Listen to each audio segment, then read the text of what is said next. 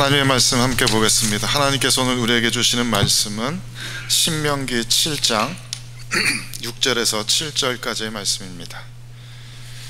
Today's scripture is Deuteronomy chapter 7 verses 6 to 7. 신명기 7장 6절에서 7절까지의 말씀 제가 봉독하겠습니다. 너는 여호와 내 하나님의 성민이라. 내 하나님 여호와께서 지상 만민 중에서 너를 자기 기업의 백성으로 택하셨나니 여호와께서 너희를 기뻐하시고 너희를 택하심은 너희가 다른 민족보다 수효가 많기 때문이 아니니라. 너희는 오히려 모든 민족 중에 가장 적으니라. 아멘. For you are a people holy to the Lord your God. The Lord your God has chosen you out of all the peoples on the face of the earth to be his people, his treasured possession. The Lord did not set his affection on you and choose you because you were more numerous than other peoples, for you were the fewest of all peoples. This is the word of God. 하나님의 말씀입니다. 한 주만에 다시 만나 뵙게 되어서 정말 반갑고 감사합니다. 지난주에도 어찌나 이렇게 따뜻하게 환대를 해주셨는지, 또 가는 길에 이렇게 떡까지 이렇게 주셔서 조금 먼 그 드라이브 운전하는 길이지만 떡 먹으면서 아주 행복하게 잘 갔습니다. 너무 감사합니다. 오늘도 추운 날씨에 이렇게 함께 예배 드리는 이 귀한 자리에 함께 참여해 주셔서 감사합니다. 오늘 이 예배 통해서 하나님께서 우리 모두에게 큰 위로와 또 소망과 은혜 함께 해주시기를 주님의 이름으로 축복합니다. 오늘 우리가 함께 신명기의 짧은 구절을 읽었습니다만은 잘 아시겠지만 신명기 한자로 쓰면은 거듭신자의 명할 명자 이렇게 됩니다. 그러니까 거듭되는 명령을 기록한 책이다, 이런 뜻이 되는 것이죠. 시내산에서 모세를 통해서 하나님께서 처음으로 이 말씀을, 하나님의 율법과 규례의 말씀들을 주셨는데, 지금 그 말씀들을 40여 년 지난 다음에 다시 한번 반복해서 이스라엘 백성들에게 들려주고 있기 때문에 이것을 우리말로 이렇게 신명기라고, 거듭 반복되어서 들려주는 하나님의 말씀을 기록한 책이다 라고 이렇게 번역을 하였습니다. 이 당시 유대 사람들에게 이러한 거듭 반복되는 명령의 말씀이 필요했던 이유는, 지금 이 모세의 설교를 처음 듣는 이 사람들이 하나님의 권능과 임재를 잘 몰랐기 때문입니다. 시내산에서 처음 하나님의 권능을 경험했던 세대는 이미 다 떠나갔습니다. 광야에서 하나님께 반역하고 죄범한 것으로 인해서 그 첫 세대는 거의 다 떠나갔습니다. 그때 하나님과 처음 계약을 맺으면서 하나님의 백성이 되기로 한 자들, 그래서 시내산에서 그 불과 천둥으로 임한 하나님의 두려우신 위험을 경험한 이들은 이미 다 지나가고, 그 다음 세대의 자녀들이, 두 번째 세대의 이스라엘 백성들이 이제 막 약속의 땅 가나안 땅으로 들어가려고 하고 있습니다. 하지만 이 다음 세대의 이스라엘 백성들은 홍해바다를 가르시던 그 하나님의 권능을 경험하지 못하였습니다. 시내산에서의 그 엄청난 두려운 위험의 하나님을 알지 못하였습니다. 이들은 자신들의 아버님들이, 자신들의 선조들이 하나님과 어떠한 계약을 맺었다고 하는 것은 들었지만 그 계약이 그렇게 자신들의 마음에 인게이지 되지 못했을 겁니다. 그래서 모세는 이 하나님과의 맺은 계약의 내용들을 다시 한번 이들에게 들려줄 필요가 있었습니다. 너희들이 하나님과 어떠한 언약 관계를 가지고 있는지, 하나님께서 우리들에게 명령하신 바가 무엇이고 우리들이 어떻게 하나님께 순종해야 하는지, 하나님께서 우리들에게 주신 미래의 소망의 약속이 무엇인지, 그것을 다시 한번 분명하게 들어야 할 필요가 있었습니다. 말하자면 언약을 갱신해야 할 필요가 있었던 것입니다. 하나님과 이스라엘 백성 간에 맺은 언약이 그저 윗세대에서 끝난 그런 계약이 아니라 그 윗세대로부터 이어지는 모든 후대의 모든 이스라엘 백성들에게 해당되는 계약임을 분명하게 깨닫고, 그것이 무슨 내용의 계약인지를 다시 한번 분명하게 마음에 새길 필요가 있었습니다. 그래서 죽음을 앞둔 모세가 가나안 땅에 들어가고자 하는 이 다음 세대 이스라엘의 희망이 되는 이 자손들에게 마치 유언과 같이 피를 토하는 심정으로 하나님과의 맺은 이 언약을 기억하라 라고 하는 이 메시지를 전해주고 있는 것입니다. 우리가 하나 생각해 봐야 할 것은, 예배학자들이 말하기를 우리가 매주 모여서 이렇게 주님 앞에 올려드리는 이 공예배가 바로 그런 언약의 갱신을 위한 것이다 라고 이야기하고 있다는 점입니다. 이 공예배는 우리가 하나님과의 언약을 기억하고 다시 한번 그 언약을 갱신하고 다시 한번 다짐하는 그런 자리입니다.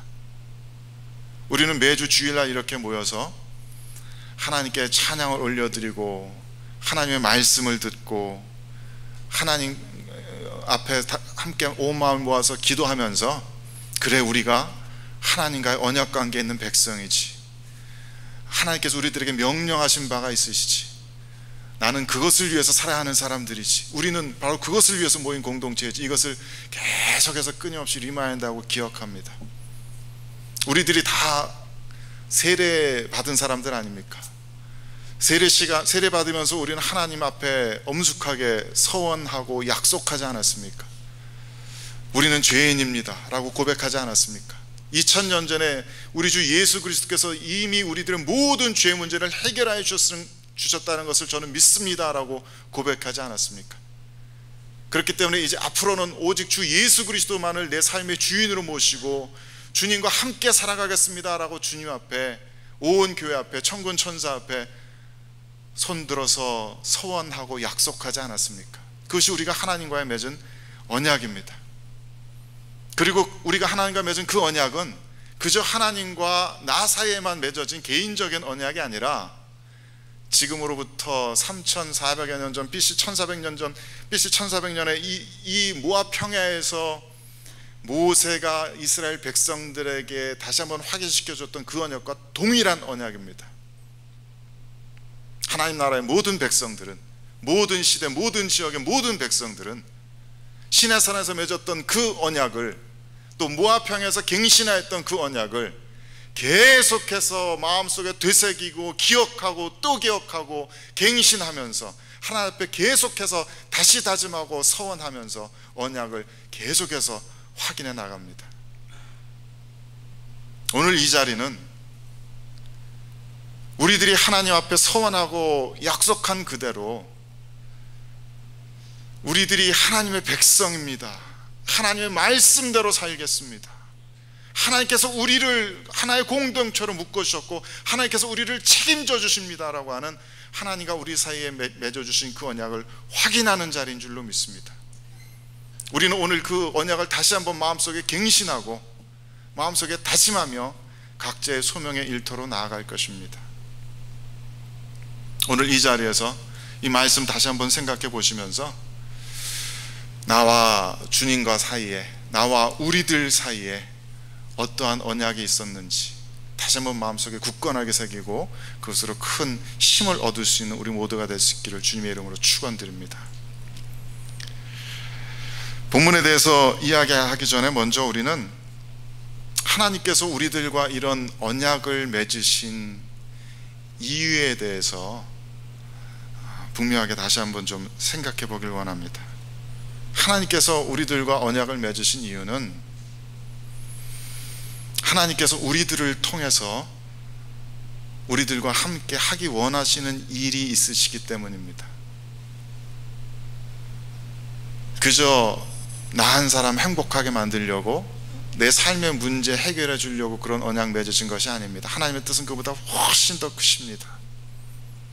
하나님께서는 태초로부터 하기 원하시는 일이 있으셨습니다. 하나님의 영원하신 목적이 있으십니다.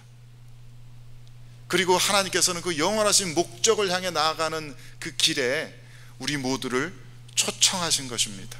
우리는 거기에 아멘으로 화답함으로써 하나님과 언약을 맺었고, 그래서 이제 우리들의 삶은 우리 개인의 삶이 아니라 하나님 나라 백성으로서의 삶입니다. 예를 들어 말하자면 고속도로 우리 진입하려면 머지 사인 있지 않습니까? 우리가 가던 길에서 더 큰 트래픽 길로 이렇게 머지에서 들어가는 그런 사인이 있습니다. 그것과 똑같습니다. 그 전까지는 그저 나의 길을, 내 목적지를 향해 간다고 생각하고 있었지만은, 우리가 기독교인이 되었다는 것은, 우리가 신앙생활을 시작했다는 것은, 이제 나의 삶이 그 하나님의 거대한 역사 가운데 함께 머지되었다는 뜻입니다. 기독교 신앙은 그래서 우리들에게 새로운 삶의 의미와 목적을 알려줍니다. 내가 왜 살아야 하는지, 우리가 왜 모였는지, 하나님께서는 그것을 우리들에게 계속해서 끊임없이 반복해서 알려주십니다. 그 영원하신 하나님의 목적은 굉장히 다양하게 표현될 수 있을 것입니다. 그것은 정말로 너무나 광대하고 커다란 이야기이기 때문에 간단하게 한 줄 문장으로 설명하기는 힘듭니다. 그것은 굉장히 다양하게 표현될 수 있습니다. 어떤 이들은 그 하나님의 영원하신 목적을 하나님 나라의 완성이라고 표현하기도 합니다. 하나님께서는 하나님의 나라를 완성시키시기 원하십니다. 저 먼 하늘 위에가 아니라, 저 구름 위에가 아니라, 하나님께서 창조하시고 보기 좋았다 선언하시고 복 주신 이 땅 위에 하나님의 나라를 완성하기 원하십니다. 하나님의 뜻이 하늘에서 이루어진 것처럼 이 땅에서도 하나님의 뜻이 온전하게 이루어지고, 하나님의 주권이 선포되어지고, 이 땅의 모든 사람들이 하나님의 영광을 찬양하는, 그 하나님의 주권 아래 복종하며 살아가는 그러한 세상을 이 땅 위에서 만들기를 원하십니다. 그것이 하나님께서 우리들 모든 인간의 역사를 이끌고 가시는 최종적인 목적지인 것입니다. 어떤 이들은 예배의 관점에서 하나님께서 이 세상을 향해서 가지고 계시는 목적은 이 세상에 단 하나의 거룩하고 참된 예배 공동체를 만들기 위함이다 라고 이렇게 표현하기도 합니다. 하나님께서는 이 온 세상을, 온 땅을 참으로 진실되고 아름다운 예배자들로 가득 채우기를 원하십니다. 여기서 말하는 예배자라는 것은 이 종교 집회에 모이는 사람들 얘기하는 것이 아닙니다. 그것은 성경에서 말하는 예배의 의미대로 하나님을 섬기는 자들입니다. 하나님의 뜻을 알고, 하나님의 마음을 알고, 그 하나님의 뜻을 이루기 위해서, 함께 이루어 나가기 위해서 일하고 살아가는 사람들, 예배의 삶을 살아가는 사람들, 하나님을 섬기는 삶을 살아가는 사람들. 하나님께서는 하나님의 형상을 닮은 모든 사람들이 이 땅 위에서 그렇게 하나님을 섬기는 자들로서, 예배자로서 살아가게 되기를 원하십니다. 어떤 이들은 하나님의 최종적인 목적이 하나의 독특한 문화 공동체를 만드는 것이라고 표현하기도 합니다. 하나님 나라의 문화, 천국 문화의 공동체, 철저하게 하나님 의존적이고 하나님 한 분만을 의지하면서 하나님 중심으로 살아가는 그런 문화의 공동체.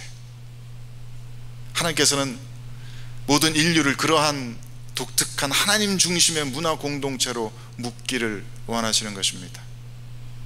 그 얘기는 우리들의 신앙이 다만 우리들 개인적인, 나의 내면적인 이야기가 아니라는 것입니다. 우리들의 신앙은 이 온 세상에 대한 이야기이고, 우리가 함께 살아가는 이 사회에 대한 이야기라는 말씀입니다. 하나님의 그 거룩하신 목적을 어떻게 표현하든지 간에 그것은 하나님께서 지으시고 복주신 이 세상에 대한 이야기입니다. 이 세상에 대해서 하나님께서는 분명한 목적을 가지고 계십니다. 하나님께서는 이 세상을 이처럼 사랑하사 독생자를 보내주셨습니다. 나를 이처럼 사랑하사가 아니라 이 세상을 이처럼 사랑하사 독생자를 보내셨습니다. 하나님께서는 이 세상을 회복시키시고 완성시키시길 원하십니다. 하나님께서 그렇게 원대하고 놀라운 영광스러운 계획을 가지고 계시다는 사실을 성경은 끊임없이 우리들에게 가르쳐주고 있습니다. 그래서 우리 기독교인들은 인류의 미래에 대한 어마어마한 소망을 가지고 있는 자들입니다. 기독교인들이 인류의 역사에 대해서 가지고 있는 소망은 놀랍도록 영광스럽고 아름다운 것입니다. 그것은 주기도문의 그 비전이 전부 이루어진 세상입니다. 온 세상의 모든 사람들이 하나님의 거룩하신 이름을 찬양하는 세상, 온 세상의 모든 사람들이 서로 먹을 것을 풍성하게 나누며 서로가 서로를 용서하며 아무도 죄의 유혹에 굴복하지 않는 그런 세상, 하나님께서는 그런 세상을 만들어 나가고 계십니다. 그 세상은 또한 우리가 사도신경으로 고백하는 것과 같이 모든 죽었던 이들이 이 육신으로 부활하여서 이 땅 위에서 부활의 생명을, 영원한 생명을 누리는 그런 세상입니다. 사망의 그림자가 완전히 사라진 세상, 사망의 권세가 더 이상 이 피조 세계를 어찌하지 못하는 그런 세상입니다. 그 세상은 또한 십계명에서 배우는 것처럼 영원한 하나님의 계명이 완벽하게 성취되는 그런 세상입니다. 세상 모든 사람들이 하나님 한 분만을 진실되게 사랑하며 서로가 서로를 뜨겁게 사랑하는 그런 세상, 하나님께서 주신 모든 질서와 권위에 순종하며 아무도 서로를 미워하지 않고 아무도 서로에게 거짓말하지 않고 아무도 다른 사람의 것을 빼앗으려 하지 않고 심지어는 다른 사람의 것에 대해서 욕심조차 내지 않는 그런 세상, 하나님께서는 그런 세상을 만들어가고 계시다고 성경은 우리들에게 가르쳐주고 있습니다. 그것이 우리가 기독교인들이, 성도들이 인류의 미래에 대해서 가지고 있는 놀라운 위대한 영광스러운 소망입니다. 그런 세상을 머릿속에 그려보고 마음으로 상상해 볼 때마다 저는 너무나 기쁩니다. 심장이 막 두근거릴 정도로 너무나 설렙니다. 생각해 보세요. 여기 앉아있는 모든 분들이 예수 그리스도의 그 영광스러운 모습으로 변하는 그런 세상을 상상해 보십시오. 얼굴에 밝은 빛이 가득하여서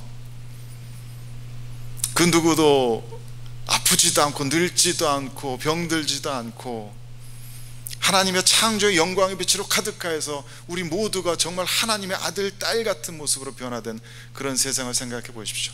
C.S. 루이스가 말하기를 우리가 미래의 그 모습을 지금 미리 볼 수 있다면 우리는 바로 옆에 있는 이 성도들에게 꿇어 엎드려 절하고 싶어질 정도로 그 모습이 너무나 영광스러운 모습일 거라고 하였습니다. 그때는 이 런던 시내에서 마주치는 모든 사람들이 그처럼 영광스러운 부활의 육신을 입고 있을 것입니다. 서로 모르는 사람이라도 서로에게 한없이 친절하고 한없이 서로를 선대하면서 서로를 내 몸처럼, 내 가족처럼 사랑하고 아끼는 그런 도시가 되었을 겁니다. 아무도 다른 사람에게 상처 입히지 않고 아무도 다른 사람 미워하지 않고 비방하지 않고 아무도 다른 사람에게 원수 갚으려 하지 않는 그런 세상을 하나님께서는 만들어가고 계십니다. 그래서 하나님의 계획은, 성경이 우리들에게 알려주고 있는 이 하나님의 계획은, 우리들이 바라봐야 할 그 소망은 이 세상 사람들이 감히 상상조차 할 수 없을 만큼 놀랍고 영광스러운 것이라는 것을 알려줍니다.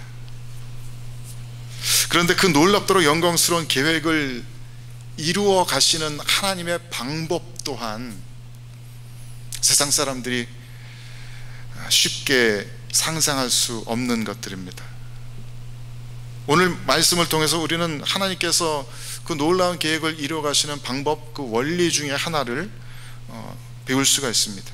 그것은 하나님께서는 이 놀라운 일들을 늘 적은 무리들을 통해서 성취하신다는 것입니다. 오늘 본문 7절 말씀을 다시 한번 읽어보겠습니다. 7절 말씀 같이 한번 큰 소리로 다시 읽어보겠습니다. 여호와께서 너희를 기뻐하시고 너희를 택하심은 너희가 다른 민족보다 수요가 많기 때문이 아니니라. 너희는 오히려 모든 민족 중에 가장 적으니라. 이것이 무슨 의미인지 한번 생각해 보십시다. 하나님께서 그 놀라운 궁극적인 계획을 처음으로 이 인류 역사 가운데 드러내시기 시작하셨을 때 그 시작은 아브라함이라고 하는 한 사람이었습니다. 그것도 더 이상 자녀를 낳는 것이 불가능하게 여겨졌던 75세 노인, 이 한 사람을 놓고서 하나님께서는 장차 모든 인류를 변화시키겠다는 그 원대하신 계획을 시작하신 것입니다. 단 한 사람. 그리고 이 아브라함의 후손된 야곱이 마침내 하나님께 이스라엘이라는 이름을 받습니다. 그리고 야곱의 아들 요셉을 통해서 이 이스라엘의 온 가문이 이집트로 내려가게 됩니다. 어떤 분들은 그 이집트가 이스라엘 민족의 인큐베이터 같은 역할을 했다라고 표현하죠. 거기서 이스라엘 민족이 거대하게 번창하게 됩니다. 하지만 처음 이집트에 내려갔던 그 무리의 사람들은 70명이었습니다. 오늘 여기 예배에 참석하신 분들이 몇 분이 될까요? 아마 이 정도 숫자가 아닐까요? 장차 모든 인류의 역사를 뒤바꿔 놓는 일을 계획하시면서 하나님께서는 그 약속을, 그 소망을 이 정도 무리의 사람들에게 주신 것입니다.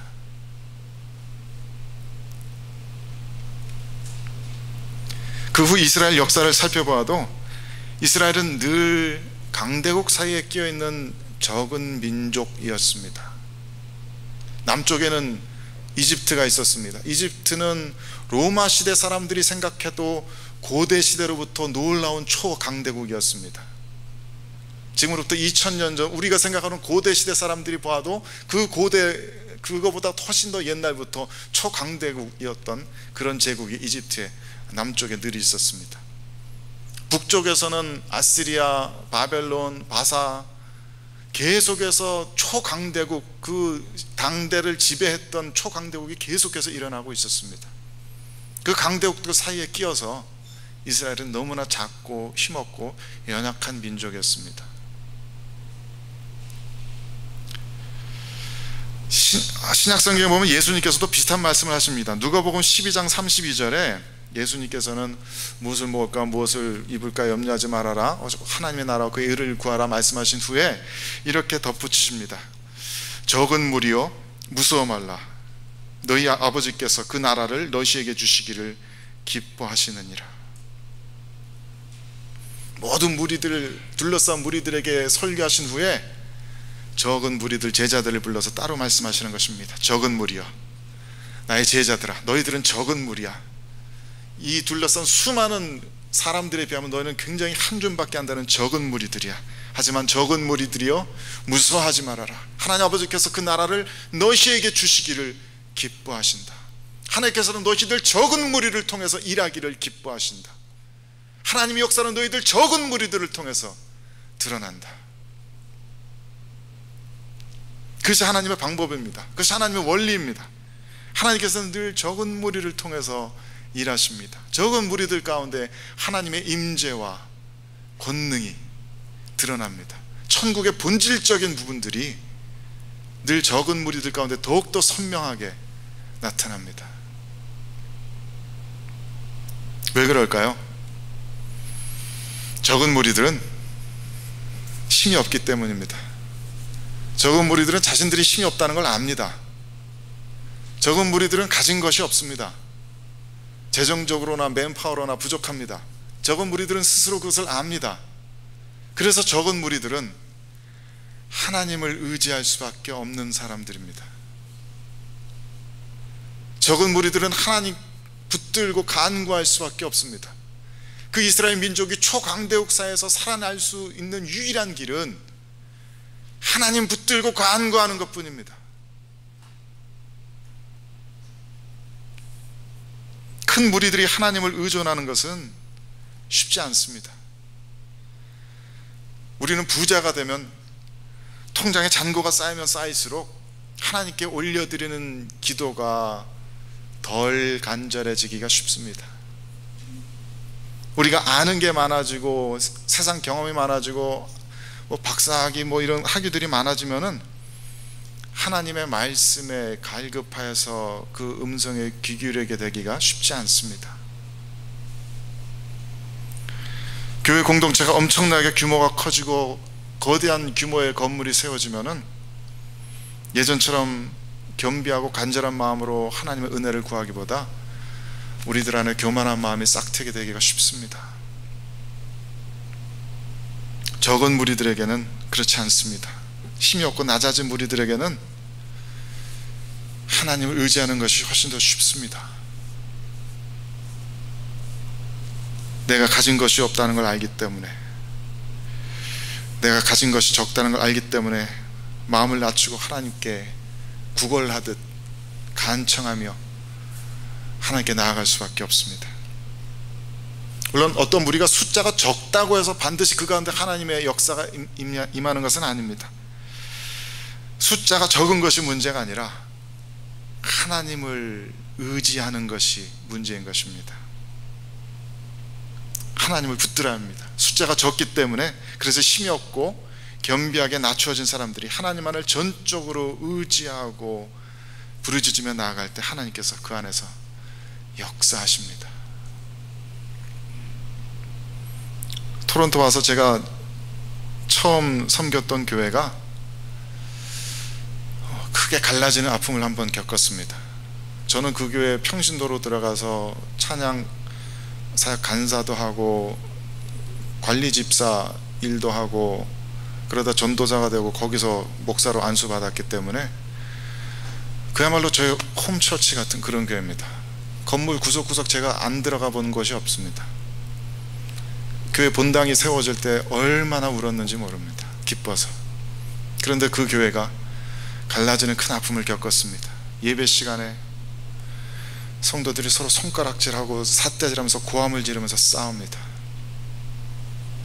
대표 기도하러 올라오신 분이 담임 목사님을 막 욕하고 질타하는 기도를 합니다.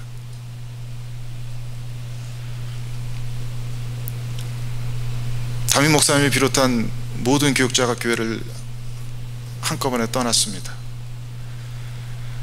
한 500~600명 모이던 교회가 그 다음 주에 갑자기 100명도 안 되는 숫자들 모여서 예배드리게 되었습니다. 그 모습 바라볼 때 얼마나 마음 아프고 괴로웠는지 모릅니다.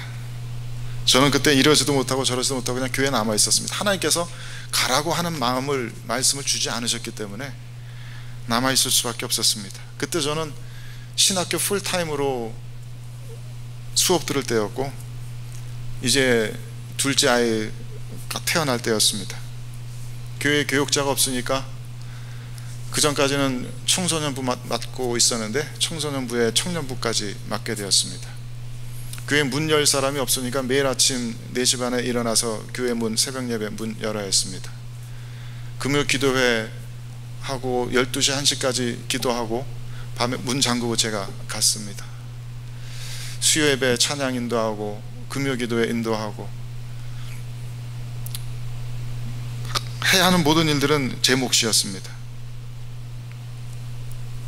그러한 때 매일 아침 새벽 예배 때 저와 함께 기도하시던 권사님 집사님 한두 분이 계십니다.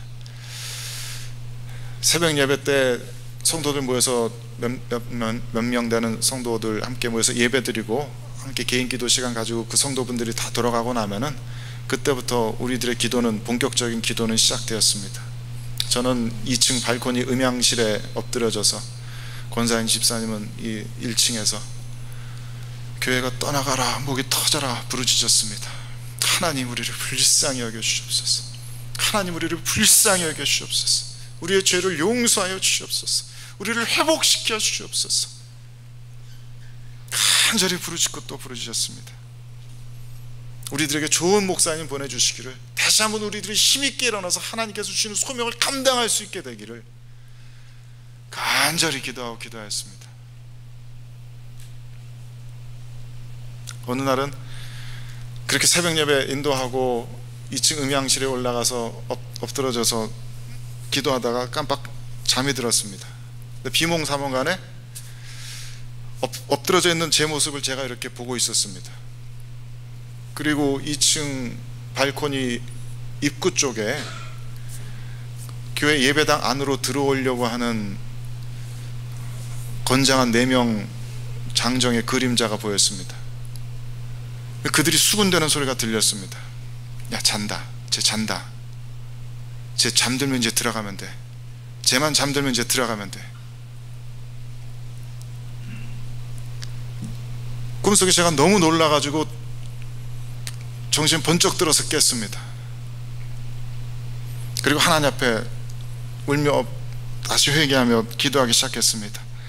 내가 기도를 쉬면은, 내가 잠에 빠져버리면 저 더러운 귀신들이 기어코 이 예배당까지 들어오겠구나. 하나님 죄송합니다. 게을러져서 죄송합니다. 기도를 쉬는 죄를 저질러서 죄송합니다. 저에게 힘을 주시옵소서.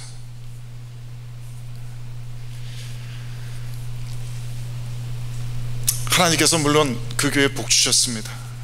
좋은 담임 목사님 보내주셨고 성도들은 금방 회복되었습니다. 무슨 일이 있었냐는 듯이 금방 회복되었습니다. 다시 사역이 정상적으로 돌아가고 예배당에 다시 가득 찬 성도들 바라보면서 함께 앞에서 찬양 인도할 때 얼마나 눈물이 나든지요. 그때 생각하면 몸도 마음도 참 힘들었던 시기입니다. 다시 하라 그러면 절대 못할 것 같지만 그때야말로 가장 은혜 충만했던 시간이었습니다. 가장 하나님께서 저를 깊이 만나 주셨고 하나님께서 많은 소망의 약속들을 주셨던 때입니다.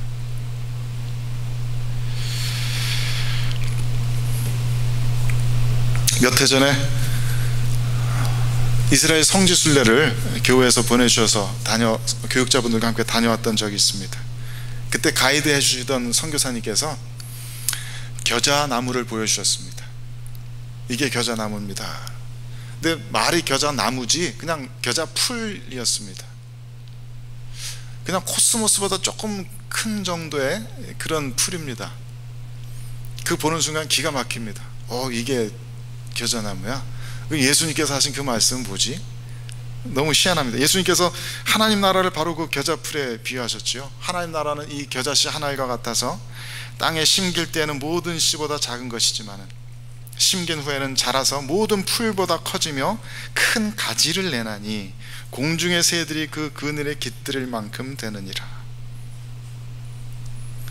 어떻게 이 코스모스보다 조금 큰 이 풀이 크게 자라서 가지를 내고 거기 새들이 깃든다는 말씀이지? 사람 눈으로 보기엔 그건 말도 안 되는 일이라는 것을 금방 깨닫게 됩니다.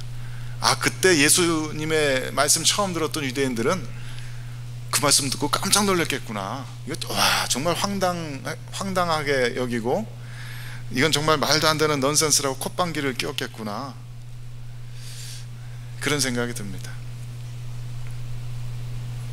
주님께서 그 비유를 통해서 무슨 말씀을 하시고자 하는 건지 금방 깨닫게 됩니다. 사람의 눈으로 불가능한 것을 하나님께서는 하신다는 말씀입니다. 하나님께서는 하십니다. 아브라함이라는 한 노인을 통해서 이스라엘 민족을 만들어내신 하나님께는 불가능이 없으십니다. 단 70명 한 가문을 하나의 국가로 키워내신, 그래서 장차 모든 인류 문화를 뒤바꿔 놓으신 하나님께는 불가능한 일이 없으십니다.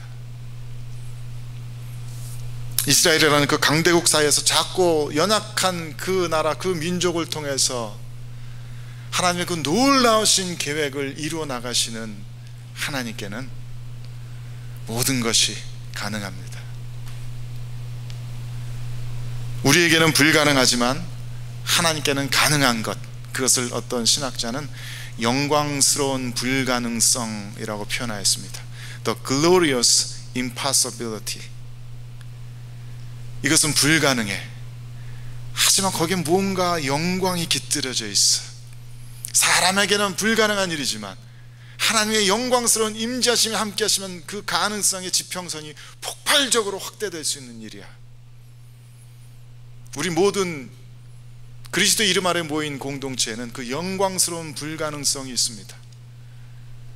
사람의 눈으로는 도저히 불가능해 보이는 일들이지만 하나님의 그 능력으로 해내게 되는 그런 일들이 있습니다. 적은 무리이고 연약해지고 힘을 잃은 것처럼 보이지만, 그래서 우리가 다시 일어날 수 있을까? 다시 회복될 수 있을까? 때로는 궁금하고, 우리가 어떤 위대한 일을, 하나님 위대하신 역사에 참여할 수 있을까? 때로는 그것이 의심스럽지만, 하나님께서 함께 하시면 우리가 하나님을 붙들고 하나님만을 의지하고 하나님의 말씀대로만 살기로 약속했던 그 약속을 다시 한번 마음속에 되새기며 하나님과 매일매일 매 순간순간 살아가는 한, 하나님께서는 놀라운 일들을 우리들 통해서 이루실 줄을 믿습니다. 하지만 기억하시기 바랍니다. 하나님의 궁극적인 목적은 이 70명 남짓한 공동체를 더 키우시는 그 정도의 것이 아닙니다. 옛날 정도의 사이즈로 이 교회를 회복시키는 그 정도 것이 하나님의 목적이 아닙니다. 하나님의 목적은 이 세상을 변화시키시는 것입니다. 이 런던시 전체를 하나님의 나라로 만들어내시는 것입니다. 이 런던시에 하나님의 그 거룩하신 형상으로 닮은 거룩한 사람들로 온 거리가 가득해지는 것입니다. 하나님께서는 그것을 목적하고 계시고 그 위대하신 목적에 우리 모두를 초청하고 계시는 것입니다. 부디 그 하나님의 영원하신 목적에 기쁜 마음으로 소망과 기대감을 가지고 함께 참여할 수 있는 우리 모두가 될 수 있게 되기를 바랍니다. 성령 하나님의 임재와 능력이 스스로를 겸비하게 낮추고 하나님의 임재와 능력을 간구하고 하나님만을 붙들고 의지하는 온 교회 늘 함께 하시게 되기를 주님의 이름으로 축원드립니다. We just read a passage from Deuteronomy. The word Deuteronomy means second law or repeated law. This is because this book is a record of Moses' repeated sermons for the second generation of Israel, who had never experienced the genuine power of Jehovah God. This second generation of Israel needed to be reminded of what covenant they had, what contract they signed for with God at Mount Sinai. And some scholars say that the meaning of communal worship is the same. Communal worship is a reminder that we have a holy covenant with God. Singing hymns, reading the Bible, and praying together, we remember and proclaim that God has made a covenant through which He will save and restore us. Through this covenant, He will take away the shadow of all sin and death on the earth. He will fill the whole world with love and joy and peace. It's God's promise. He will transform the whole world. He will complete His creation. To fulfill His covenant, He always uses a small group of people, a little flock, as Jesus said. A small community who knows that they are incompetent, they are needy, withdrawn, and discouraged. God uses them. Not just because they are small, but because they can fully depend on God. They can be humbled. They can pray honestly. They can fix their thoughts on God. When we are rich, we tend not to pray desperately. When we have knowledge and many degrees, we do not listen to the word of God. As our church grows, we often take pride in ourselves. But God wants a small community, small group of people. He wants a little flock who completely depends on Him. A few years ago, I was visiting Israel for a couple of weeks. during the visit, I saw mustard grass. It was not a tree. It was just a little taller than cosmos flower. And Jesus said that the kingdom of God is like a mustard seed. It grows up and becomes larger than all the garden plants and forms large branches, so that the birds of the air can nest under its shade. Jesus said that. But in human mind, it seems impossible. It feels like nonsense. How can this weak grass grow like a big tree? How can a bird rest there? Perhaps the Jews who heard Jesus at that time were puzzled or ridiculed all the nonsense he said. However, what Jesus wants to say is, God does. God, who created a nation from one old man named Abraham, can do it. It is by no means impossible for God. He raised a nation from just 70 Israelites who went down to Egypt. All things are possible with God. Through the small and fragile nation of Israel, He has completely turned the history and culture of mankind upside down. It's called the glorious impossibility. It's impossible for us, but it is gloriously possible with God. This glorious impossibility lies among the small community who desperately pray and depend on God. But I hope you remember, His ultimate goal is not just to restore this church, to make it bigger. His purpose is much greater. He wants to fill the entire city of London with people who reflect the image of God, so that God's presence and sovereignty can be revealed and glorified in this city. May all of you, God's people, participate in His eternal purpose and fulfill the calling given to you. Let us pray. Father God, You alone are our King and Sovereign. Through us, You want to fill this city and the whole world with holy people in Your image. Thank You for inviting us to Your wonderfully glorious plan. But as You know, we don't have any strength now. We don't have any wealth. We don't have anything. So we only depend on You, Lord. We put our trust only in You, Lord. Please restore us. Restore this community. Let us participate in Your glorious work. Raise us all on You once again in the power of Your Holy Spirit.